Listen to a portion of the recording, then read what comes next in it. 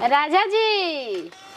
आई जी आवत ही हो खातिर तो हम जो हतानी आए बताई मुर्गा काहे खातिर हुआ बनाई हमारे खातिर नु तोहरे खियावे खातिर बनैबे कनी का अपना खाए खातिर बनैले हम बताबो तो बनाई आई हे जे बैठी हमरे फिर वो दूरी काहे हम नस रहे नहीं हम दूर रहता नहीं आई जे बैठी तू कहां बैठी मने अड़स उड़स जाइम तो बताबो दुबर पाती बाई दबा के मर न जाइबो कौन खइबू बताओ तो कौन पूछू खिया दे देखी रउआ खातिर हमर जान हाजिर बा तू अपना पसंद ले बोल कौन पूछू खिया ना दिन देखी छुटका निकाली हई वाला हां निकाली हई वाला न हां जी निकाली काहे रे बड्डे रानी कोई से ये थी लेबू ये का कहला ए सिरा नु कहला हां लेबू हां खिया जौन जौन मन कर जान तो गरमे निकाल के खइबू नु तो बढ़िया लागी ए पर भुंजाए दो खात रहो हां ए जी देखी ना सब कोई हमरा के देख के जरे हमरा बहुत किस भरला मुंह के लन मार दे कुछ उठा के तो जरे वाला के जरे दो ना बुझाइल तोहरा जितना मन करे उतना खा हां दूसरा के फेरे में ना पड़नी खियाई रो अपने हाथ से हां तो लो खा देख जरता जरूरत ना हमारा डर लगता नु तार मुंह जर जी तो फिर बताओ हम कौन डॉक्टर फिर जाई अरे ना का कहिया सन तो गरमे खिया के अपन मऊ के मुंह हम ना जा रहे समझे तीनों बात के हम का कहता नहीं फुका और फुका तार खेले में फुका ही खाती न हो हां जी अब काटे कटबू लो काटो काटे हां घिचा कैसन बनल बा हां हैं एक जवाब रे एकदम सुपर से हिट बनैले बनी रे बनल बनू अरे तू अपन हाथ मत लगाओ तू हमरा कह जवन है तो हम खियाई हम चाट जाते हैं मैं तो कहता अरे कितना तार हाथ लेटा जाता हमरा ठीक ना लगला इधर कितना हमरा से प्यार पोछला हमरा कुर्ता पैंट में पोछला हमारा का खिएबू तारा खइला बिना जरूरी बा त हमरा खइला बिना जरूरी बा बताबो हैं और खा रुके और कोई रेसा बुर खियाई तारा के हैं कितना नीक लागत जी तो हमरा से बहुत ज्यादा प्यार करना प्यार ना करनी भैया तार खेले नहीं सन ऐसे खेले भैया तार हैं भैया खियाई हन काहे ना भैया ना खियाई हम तो खेले भी अपन दीदिया का अपना खेले बनी हां तो दीदिया वही में कहई हन त खियाई ना वही में कहइया ना ए जी तो भैया नहीं खन खेले तीहे कहबे करबू तो तार दीदिया वही में कहई हन कितना सब कोई देख के जरा ताटे देखत है नु मतलब निमन घरवा में होता टे जरे वाला के जरे दता का ओकरा बाद दका लात धक रगड़ दिहा न त तका मरिए जी हां जा एकदम समझ जानू के पतो ना लागी बाप रे देख के सब कोई जरा ताटे कैसे खाते खे ओय हो भैया ई का करत रहो का हे भगवान खाते जा खियावत जा और का खाओ लखाओ कतना में हर मौका बड़ा हो तू खबे मतलब कोई मेहर के लगते मेहर मौका हो गई ले हो गइल ना तोरो ये हमरा से प्यार करता रबो चुप्पी ये हमरा से प्यार करता नहीं तो यहाँ के ना हो हमनी के बोले तो हमार भाई हन ठीक तारा पर हक भले नहीं के भैया पर हक बा हां जे कहता जी हमें जे के ना है ना ठीक कहते कतना में हर मौका बड़ा हो हां तो तोर बियाह जहां करब तो तोर माने दुल्हावा जहां खियाई तू मेर मर हो जाई हम अभी बड़की भौजी से जाके आग लगावत नहीं हां तो आग लगा तन चला नहीं पास में उठाई में मार तक हुरो ना ठीक जा दो एकल डर बा बराबू जा कुआं ठेले रहबू जिंदगी भर कुआं ठेले रहबू बड़की भौजी से काहे देखो एकर ऐसन जगह बियाह कर ऐसन जगह नु तक एकर समझ खाई के थी ना प्यार करे खातिर तो रसियन के हमरो ऐसा मर्द मिले ना के प्यार होइल होबे ना करो करत क के जाई करम धर जे त चौकी पर आ धर ढेर चिलैलू ल खा ल हां कितना अच्छा लगता है रुआ खाए तो के रुआ हम का खाई तू खा ले तो जाना हम खा लेनी हां खा दे सब खा दे हां देखिता मैं खा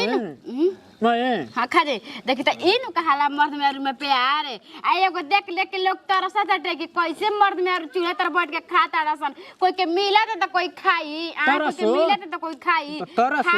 खा जा तरसे के पर मिली ना मिली ए तो लाट तू भर आंगना समझ जा जदी फुंजा दे तटे न कोटरी में पैक करके ले अपन कनो चला को लागत त केनु फिर तो ना और खाए के मन करता ना अब हमरा पेट भर गइल तो भात में खाए के भाई समझ जा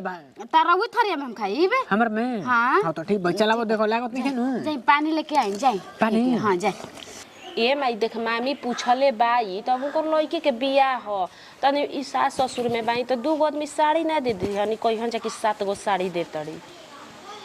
हाँ हाँ तो ई कहत है जब बुढ़िया नुआ बुढ़ऊ के 2 गो साड़ी एगो नेवता एगो लड़की के ले जाके दे दिहे आ 1200-1500 के एगो कान में के। ए भौजी ठीक बा मैं ई बात में करब। हो जी चूहा बेचाता हो। हां चूहा बेचाता कतना में कहत है मांगत है 1200।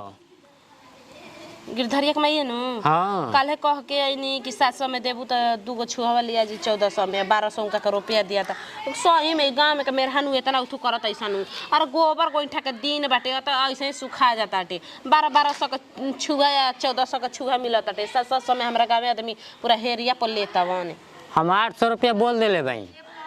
रउआ त और घर बिगाड़ल हनी 100 रुपया ऐसे देता नी फोकट में आवत टे आदमी हेतना गर्मी धूप में पसेना उठू कर कर मरद बाहर कमाता ओसन रउआ कमाई जा तखन त नहीं बुझत कि कितना मेहनत से कमाता है। का कोई जब आजकल के देखते बड़ू भौजी की इतना महंगाई बात कुछ करही के न पड़ी ना अभी ना। हाँ जब पानी पड़े लगी तब ले आई अभी लिया के धराई 1400 में के दोनों छुआ कह दी 100 रुपया तो बढ़ाइए के आ गइल बनी रउआ त और उल्लू बनतनी जी दूसरा का बनावे के तरह वे बन के आ जाता नहीं तो 1200 मांगल है तो हमार 100 कह बेसी 100 गो बची या 200 हो जाए आ 300 रुपया महीना दियाला दूध के तो 100 मिला के आदमी दे न देता ने। अरे तो भौजी का कोई जावे घर देखते बड़ू हैसन बहुए जमाना तो यही पे न करे के बा घर आंगन में ऐसे ही उठू कइले बाड़ी सन कि हई ना हो देखिए मुर्गा मछली बनावे मुर्गा बनता टे जाके जल्दी खाई जाए पी जा ठीक नु आ चली छुहावा जल्दी उनका से हम कहतनी 800 में तो देबे ना नु करी 800 में तो देबे करी अब 700 में तो दिही ना अब जाके ना 800 तूर देले तब का करी अब लेके आवे के अब पूछी जी गइल बानी पढ़े अब आइनी कि ना आइनी चले के जल्दी धो धा के तो वो छोटका कहां में भौजी रही तबे न ढोई थाली खाना बनावत रहन जी आगे निका जी पढ़ के। हाँ भौजी आज भगैनी है चूल्ही तो भैया के देखने के भौजी के हे पर बैठा के खियाव तरन मीट और बोलत नहीं तो ऊ भी एगो हमरा के बढ़ चढ़ के बोलत है कि खाई ना अपना मरद के कमाई खाता तो हमहू बोल देनी है कि तारा पर भले हक नहीं के भैया पर हक बा। ये बताओ हमनी के चुपके चोरी तो मीट खियाव तरन तो भैया बंद के वाणी में का करत है मेहर मौगा हो गइल बड़ा। अरे जाए दी का करो मेहर के आगे उछाटल छिनार हो गइल बाड़न। हाँ का हो गइल बा हो भौजी का तो जंघा में बैठा के मुर्गा खियावत तवन चूल्ही भी के कहे जाई 4 दिन से बेटवा के कहतनी कि आटा ले जाके दे दी जी गेहूं दे दी आटा पिसावे के बाटे मिल में अभी तक बेटवा के कान में आ ना आँख में लौकता ना कान में सुनाता का बेटवा के हम। अच्छा भौजी एगो बात कही तारा से बढ़ गल पहिले से ओकर बदल चाल निखे लागत बहुत मेहर के ना देखो ना हमहू में एगो पिन जातनी मारे कि भैया दोसर लड़की के पटैले बा चुड़ैल के एगो ठीक कहत है। हां जाके गो हमहू पिन मार। हां एकदम बिल्कुल ये बात कह दे उनके प्यार में दरार फैल जाए। हां बड़ी हाँ। प्यार कहतड़ी हमर मर्द प्यार करता खियावा तो मुर्गा के टंगरी नु रउआ देखी रउआ ना बोल जय जी अपन मेहरानू के कहीं त हां कहीं गेहूं सब पैक करे के जल्दी ओकरा के भेजी ओकरा मरद के ठीक बा रउआ ना बोलनी बुची जी जन्नी हां रउआ ना बोलनी अभी काच कुंवर बानी ना तो कह दिया सनो कि अलगे बनाई खेम त के बियाह शादी करी जाना तनी हरे हम तो मर्जी के करबे करब मगर जितना आदमी कइले बन तो उतना त लेबे नु करी हन एगो में आदमी काहे के रखले बावन कि 2 पैसा बटोराई आदमी बियाह शादी बढ़िया करे अपन ननद के करी हन हैं। अरे उनकर लाज लागत कि हां बहिन बिया पर बैठा के खियावत तनी मीट ना रहे चुड़ैलिया तो बुझात रहे कि भैया हमनी कति जान दे दीहन अब तो बुझाता नु कि हमनी के मौतो अगर आ जेनु तो भैया के कोनो परवाह नहीं ना तनी को मेहर के साया में बन्हा गइल बावन बन्हा गइल बड़न त रुको तनी लगले हम जना के प्यार सब छुटकाव तनी भैया के जल्दी चली मुर्गा भात काढ़ी भैया चलो, ठीक बा, आ मछलियों के कही हमहू काढ़ देता ने पढ़ के आ गई बढ़िया से नु हां कुछो कहो ननद बेचारी इतना मुंह अपन घर में बंद कइले बड़ी तब न गुजारा बाटे एखन गिनिया हइसे ऐसे करत ऐसन ढिढ़री घर में आ मरद के चंगा पर कपड़ा पर बैठ के एक दिन मुंह मत दसन छरा छरा के गंगे जी सन नहा लीहन बेटा तब बुझाई। हाँ मामी तुम्हें जा खा गया था इतना घाम लागता कि बेहोश कर दिया आदमी के। चलो जाओ गोड़ हाथ धो के खाना वाना खा जाओ घर का बिया गुलो अरे पानी ले जाता रहो मगल ऐसन पानी पिए के नु खैले ऐसन अभी खनी तू ही कहीं कमाओ करता रे बच्चा तो मैंने बाबू। पानी दिहल माने गुनाह चीज बा बताओ। ना तब तो हमारा लागता कि राती में तेल उल लगावत हो खबे नु एकरा के जे पनिया मंगल हियो करा के तो माने समय से न लगावल यही तो लगावल जाए तेल। बहुत हम हैं? कहानी सुनत हई तहार पहले जैसे नहीं खतु अब रह गई। कोई माने दे हाथ से पड़ी तो मैं तेले पानी लगा देबो तो खराब चीज बा। अरे तो दे परी तो घर में मेहरारू नहीं खिसन तू ही बड़ा तो माने मेहरा भाई भौजाई नहीं खन माने इंतजार कल जाइए तब तो कभी मर जहन के ना बताओ तू हैं माने एक बाई के मौते आ जाता कोई के काहे नहीं क्या बताओ तो कोई सोचेला कि ठोकर ला के कोई मर जाला। अभी अभी तुरंत के मामला है मर गुल हो कि ना देखला कनु धर्मेंद्र जाके अब ठीक बा मर गइल तो तू ऐसन काम करबा बताओ शिकायत वाला काम हुई कि ना हुई कोई देखी तो का कही। तो कहे वाला कहे दो देखे वाला के देखे दो। हमने के अपन परिवार बा अपन ममिला बाटे अपन संभारे के बा दूसरा के देखे के बा चले के बा। ठीक बा उ काम हमहू कइले बानी मगर जे ना रहे तब हम कइले रही। अभी तो भौजाई कुल घर में भरल बैसन दू गो तो मैंने हम भौजाई भी कही तो ओकरा के जाके काहे ना कहम दे यहाँ तासन कर जा काहे कहम ना कि भौजी तनकी ओकर तबीयत खराब बा तनकी जाके कह द जाना ओहन जानी घरा में नहीं जा देखत मने का कहे जा तेही खाते लिया ले बाबू कैसे कह दिहन जा मने ओको जानी अपना आसाराम ले भैया तो आई तो हमारा के करी ई सोरे सोचले भैया कि हम ओकरा करब। अरे तो करी ठीक बा ओकर तबीयत सही रही तबे नु करी। हां तो ई कुल यही तरह कह दही तो जाए तो मने में का मने शिकायत बड़ू पर देही तासन क देता नहीं हम हां तो मने काहे में खराब बा। ओ बहुआ एकदम तार का अति सुंदर विचार बा बानो हां एकदम जा जा जा यही तरह करत रह मेहरारू में लागो रह जा लागो रहिनु हां जा जा इमे शिकायत के बात नहीं के ना ना ना एकदम शिकायत वाला ना कल से साया फीची ह कब तहारो तबीयत खराब हो जी काहे तार मेरा लोग तबीयत खराब हो दी हाँ। का मतलब हमने करमुगा के तब हमारे कहबो। हां हां देख कबो दे तासन क देम हां कह देबा तू एकदम कह देबा पहले से ट्रेनिंग ले तड़नु करे वाला ना पहले ले हां पहले ले ले बड़ा तभी जा दई कुल ना कहे के हाँ। हां जा जा बहुत अति सुंदर तार विचार बा हां ठीक बा जा जा जा बबुआ जा जाओ ना स्कूलिया में पढ़त रह न उ स्कूलिया के हम हेड मास्टर हई तू डाढ़े डाढ़े चलबा नु तो हम पाते पाते चले ना आ हमारे सिखावला या जे हमारे के तू मियाँ बोलत रह हाँ चलो चलो चलो तार गाटा ना पहुँच ना धरवनी तो कहिया की का कहत रहन हमार ननद तो लाखों में एक बाड़ी बिना कहले पूछले खाना निकाल के देले। का ए रसली रानी के माई का कहतनी जी देखी बुच्ची जी कितना बढ़िया बिना कहले पूछले खाना निकाल के हमें देनी ऐसा ननद चाही। हम कल ही तब नु कि ले जा बुचिया जो खाए दिया ना तो पगली खइबो ना करी। हाँ ये तो बात सही कहते ननद जी हाँ? हाथ तो बड़ी अच्छा लागेला। बोली ई बता कहीं बढ़िया ले तोरा करते सनु बरौआ कह का जुड़े तू के न बाकी में जा रो सब तो कहते हैं जे कि छोटकी कने हुआ बिया तो देवरा जांग पे बैठे था उनकर सौभाग्य बा कि अपना मेहरानू के जांग पे बैठा खियावत बाक पागले हड़ुका एकदम साफ प्यार के तो मरबर वो जानबे ना कहीं का होला उ अपन जांग पे बैठा खियावा से आ चाहे अपन दिल पे बैठा चाहे मुंह में खियावा से आजकल दुनिया खियाता रौरे से तो आज तक कुछ हमारे मुंह में आज तक खिलो हम कबो उतना तो दिमागे नहीं खे रौर सब एक ही जैसन घरा में हो जी तो चली घर तब कहे कहते हैं जा कि छोटा का बबुआ बड़ी प्यार करता बड़ी हिस्से करता बड़ी हिस्से करता पर तो कर लालसा बा प्यार करे के रौर ला सो खत्म हो गल का हम बोल बई तो प्यार करे तो घर हो भैया मैंने प्यार करते तो दिक्कत बा ना हो मैं तू ना करत रह भौजी ले एकदम बिल्कुल का भौजी बिया पूछा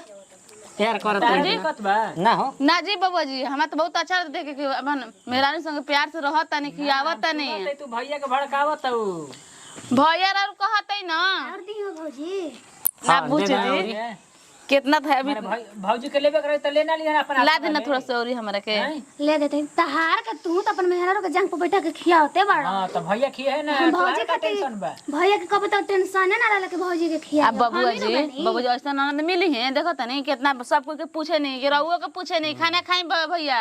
इहो के पूछे नहीं हमरो खाना निकाल के देही ना हमारा पर मजा लेती है खिएले बई तो हां नो मेहरानू का तोरा मजा लेता रे तारा का लागता ए भौजी मेहरानू चीन हो गल बनी का एकदम में के रउआ देखा भौजी एकरो का चिन्ह है एकरो हमने के चिन्ह बियाह बड़ा के गलती कर देनी जाइन कर हाँ बूची जी देख भइल बड़ा चुप रहो छोट भाई बड़ा बड़ा बोलत है मेहर मौत बोलत आज तो लेकर रहती झपकावा तो ओकर ले लहनु हां तहार में लइल ह ए बबुआ जी तब ले नी रउआ बार बार कहत झमकावे के तब मेहरानू आ गल तब सब कोई के निरेखे लगन तो पहले ना निरखत रही जी आया खियावा ना मुंह बंद बाप रे कर बाप रे बाप हाय देख जी हम जेवर के देख के प्यार जागता आधा उम्र बीतल तो मैंने जवानी में प्यार ना जागत रहे सूत करे प्यार एही तरती तू जो ना रे तू जो तोर काम नहीं के काम धंधा अरे नहीं तू जो ना का दुगो जाके भौजी बतियावत तड़ी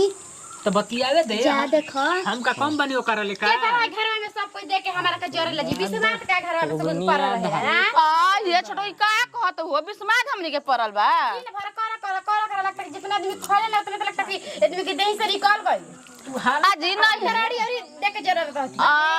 हमारा पीछे काहे पड़ा रहा तड़ू हम तारा कुछ बोलत नहीं चुप रह खाली वो करे देखत ना कुछ पूछा बतिया पूछा घरवा में के बतिया याद जो करवा हो मोर को बना रुकी ना तनी कमल घर लगा रहा फोनवा पर ना कहे ना तनी उहाँ सबके लड़े दी हमनी के खाते अरे होकर के बीदा ना करो कर हो मोर को बनावे के बजाय के बट्टी सब सांझी लड़े दी जा तनी पूछला बतिया बतियावत रही अरे तू हां जो सुन ना ये जी खाम न हम तो कोने को अपने खाम बजसन बड़ी छोट की गोतनिया बड़ी चढ़ा के नेल बजे रानी मगध कर लाज बतानी को लाज शर्म सब घर के पी गोल भी आ गइलू लाइन पे हां आज इनका लाज शरम लागे लागल हां पहले ना बुझात रहे का बतियाती जी का को के बदले बिना मतलब बाटे बताई ना अजी छोटको त तनको लाज शर्म नहीं नैहर में संस्कार सिखले रहू या के ननद के रानी मगध निगार देबू तारे इतना चलते चलता अच्छा मतलब हमार तो संस्कार नहीं खे आ राव राव मर्दा के संस्कार बा के हम भवा बैठल बन के जे चिपरन का मेहर भी सब कोई बैठल बा सट के आ तो रहुआ कहां बनी हमारा भी चिपकल बनी तोरा और का फटता आजकल गुचोरा सरिया घर में चल जी हम तार चलते जाना जाई जी रहुआ जाई हम फरिया ले जाई उठी ना जाई रहुआ जाई तो घर में हां चल तू चुपचाप खो तो तू ही बैठा तब हम ही जाता नहीं बैठा ना हम नहीं जाते हैं। नहीं ये सर सबको दुख बनू दुख बता हम मानिए के जाते हैं जा ना बैठा तो हम ना बैठा जा दुख बरो सब के हम जाते हैं हम नहीं जाते हैं हम नहीं जाते हैं चल ना चले जे अब कभी तोरा के कॉल है कि तू चुपचाप खो एकदम उनके बात मत बतिया सच पूछी जी कहत कि मेहरानी कहत मेहरमा भैया हो गल नाम रे मेहरमा हो गल बानी तो हम हर मौक हो कोई नहीं ना अच्छा ये बात तोरा मेहरान कैसे बोले के चाहिए अभी तो ये हाल बा आगे जो तो घर से रवा निकाल दो हमनी अरे के चुप ना रे तू पहले चल चल तन को प्यार कर गुजर में ना कर प्यार छोट को बबो प्यार कर फटता क्या कर दी का कर दे जान दे हम अब करा तू प्यार प्यार हो जाई प्यार करा तू ना देख मेहरारू एकरा में हम करवाओ ले बताओ कि हम के दोनों भाई कोई खाना खाई ले में विश्वास पर गल एकदम जाति समझा देबे ठीक बा ना अब हम ना करी आ तारा जैसे कर कैसे पहले कैसे बोल पूछे जी खाना निकाल के दे हमर खाना खाइल विश्वास पड़ गल एकदम घर में कलर रहता एकदम रात दिन अब खाली देख भाई के मुंह देखत हई ना तो आज हम बटवा देते नहीं खे तो बेटा हम माई के मुंह देखत रहता तू कहिए अलग अलग खाना चूल्हा जरवा देती हम अपन हाथ खियाओ भौजी के क्या हां अपन त आधा क्या बैठा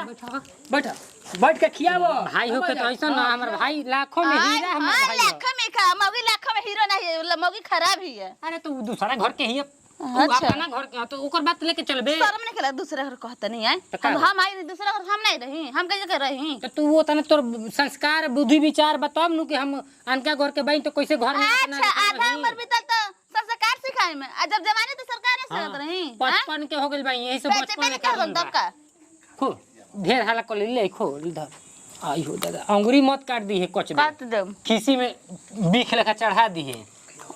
और खो अंगूर छोड़ दे हाथों कर दे ले भात खो ना खाए मेरे से किसी आदमी हट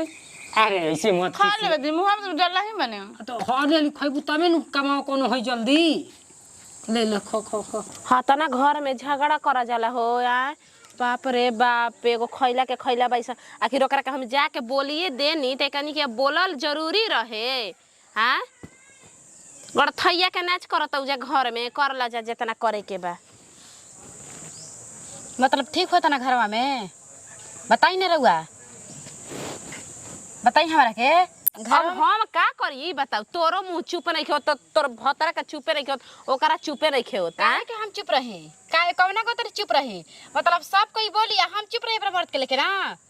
जान तनी के रउआ हमरा के दुगो बात बोल देनी हम रउआ के कह देनी कि ना दीदी अब ओइसन गलती हम काम ना करब ना हम चोरी तर खाई त 4 गो आदमी घर में बोले जरूरत रहे ना खेलवाड़ी के माना कर दी इटवा उठा के मत मार दे खेलवाड़ी के सोच ली रउआ कह दी बीच में हमरा ना बोले के ठीक बनू त कर जा नान जतिया ऐसन ने तू घांग घर ऐसन काम कर जा हां हमारा के तरफ तो बोलबे करम हमारा के बोलबे करम और जेकरा के बोले के बानू ओकरा भी यही जौन हाथ बा पावर घट जाई ना बोला पाई अरे तो तोरा के मने कहनी है डटबे कहनी है ओकनी के जाके डटबे कहनी है त फिर कार तूनी के मुंह ठुठुई कइले बसन घरवा में त काहे के लोग हमारा के बोली कि जांग पर बैठ के मर के खाती है त जेकरा हिम्मत बा त उहा पर मर के जांग पर बैठ के खाए काहे न के लोग खा दे के काहे को सब कोई जरूरत हटे करसन घर में कुफुत करसन हम कुफुत करत नहीं और कोई कुफुत नहीं के करत घरवा में ना नुगरिया 9 दिन पुराना कनेवा 100 दिन उहे तूनी के गुथू बाटे ना घर त हम में नहीं कि ठीक बा नहीं ठीक बा ककरा के जी हमरा के करते उस तरह हम करबे हम करब ना अभी लोग हमरा के अरे देखले कहां बाटे तू त तनी चुप रह नया नहर कनिया के कैसे रह जाला कैसे ना दुगो आदमी बातें बोल देवेला त तनी सहे के चाही अच्छा मुंह में लोग लकड़ी कोचत रही हम सह के रही ना सह के हम रही